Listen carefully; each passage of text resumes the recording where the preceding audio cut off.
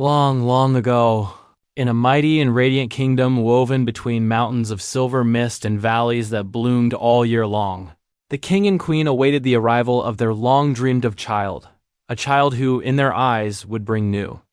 meaning to their kingdom's splendor. And when the little baby finally arrived, her tiny fingers curling like the petals of the first flower of spring, the queen breathed a soft whisper of wonder and said that she was sweeter than morning dew, more tender than a bud kissed by sunlight, and more beautiful than the first bloom after winter. And so the king, moved by tenderness he had never felt before, proclaimed, "She shall be called May Blossom," for she was as delicate and promising as the blossoms that awakened the month of May. The kingdom erupted in celebration, for their future queen had arrived, and according to ancient custom, all the fairies of the realm, keepers of blessings, weavers of fortune, guardians of fate, were invited to bless the newborn princess. But among them was one fairy whose heart was colder than moonless nights, a fairy named Carabas, who sneered at the idea of bringing blessings to a child when she believed fairies were meant to wield power freely and impose twists upon the perfect stories mortals loved. And so, while good-natured fairies prepared gifts of beauty, brilliance, kindness, and joy, Carabas attended with a secret intent to plant a seed of misfortune. On the day of the grand banquet arranged in the palace's opaline hall, the kingdom gathered to witness the blessing ceremony. And as each fairy approached the cradle to offer gifts, one granting beauty unmatched under the sun, another wisdom deeper than wells of ancient knowledge, another kindness that warmed even the coldest heart, the air shimmered with gentle magic. Until suddenly Carabas's voice cut through the music like a shard of ice, declaring that before the princess reached the age of 20, a day would come when no blessing, no charm, no hope would shield her, and she would fall into foolishness, poverty, danger, or perhaps even death. The hall trembled with gasps, and the queen collapsed in anguish, cradling her trembling child. But before despair consumed them all, the last fairy stepped forward, a fairy of compassion, draped in starlight, and she placed a warm hand on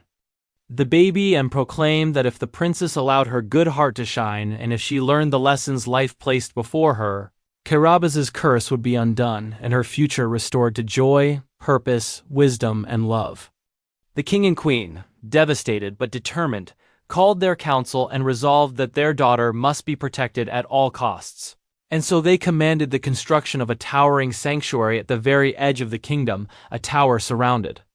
by protective spells laid by the good fairies, ensuring Carabas's magic could not reach the princess within. And there May Blossom was raised for 20 long years, nurtured, cherished, educated in sciences, arts, philosophy, and the ways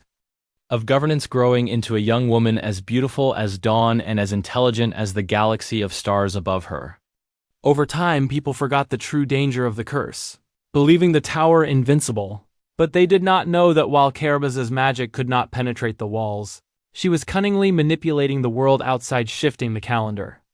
of the kingdom little by little, reducing a few minutes of each month until, after nearly 20 years, she had stolen an entire week, tricking the king and queen into believing the 20 years had fully passed, and thus they prematurely brought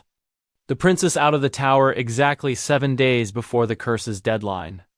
The moment May Blossom emerged into the sunlight, Carabas's dormant curse awoke like a serpent long waiting to strike. And though no one realized it at that instant, events were already set into motion that would draw the princess perilously toward folly and danger.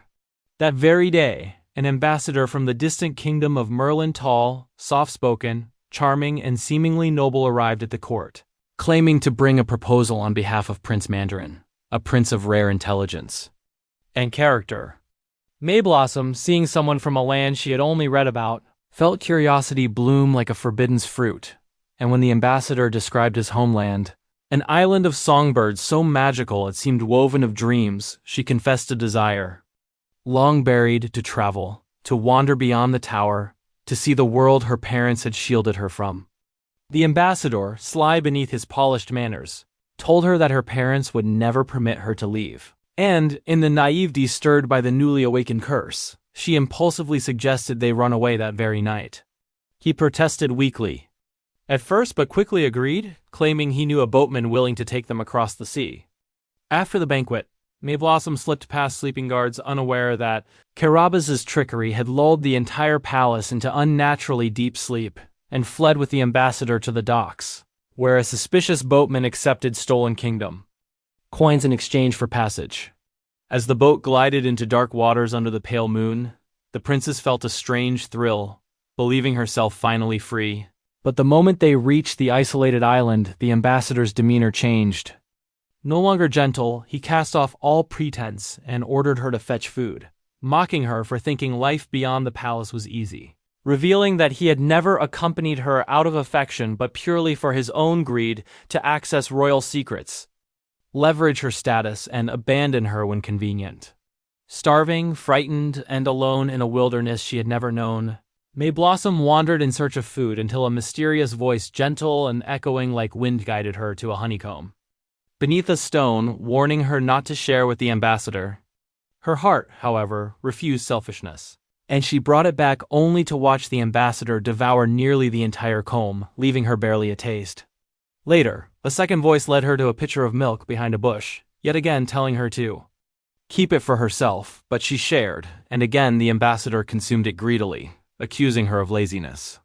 The princess, wounded by betrayal, guilt, and hunger, collapsed in tears under an oak tree, realizing the foolishness of her actions, how she had abandoned her responsibilities, broken her parents' trust, and risked herself for a stranger's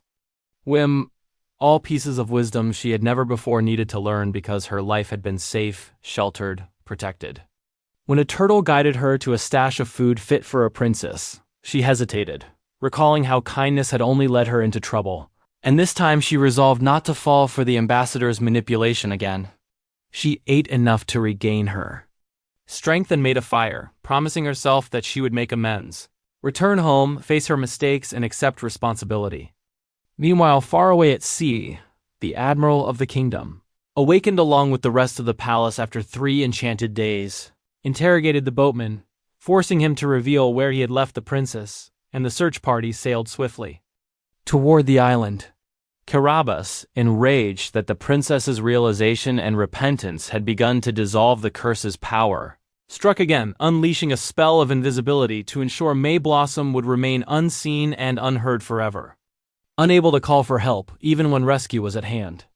When the admiral's fleet reached the island, Mayblossom ran toward them waving, crying out, but her voice vanished into silence, her body vanished into air, and Carabas triumphantly declared herself victorious.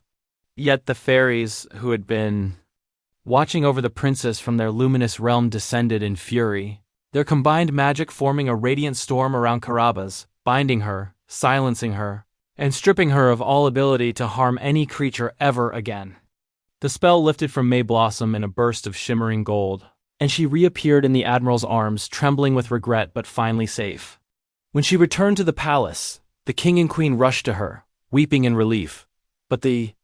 princess fell to her knees and apologized, insisting that though the curse had clouded her judgment, it had been her own choices, impulsive, irresponsible, selfishly motivated, that had led her into danger, and she vowed to accept the lessons life had taught her. That duty cannot be abandoned for whim, that trust must be earned, not given blindly, and that actions, even under enchantment, carry consequences.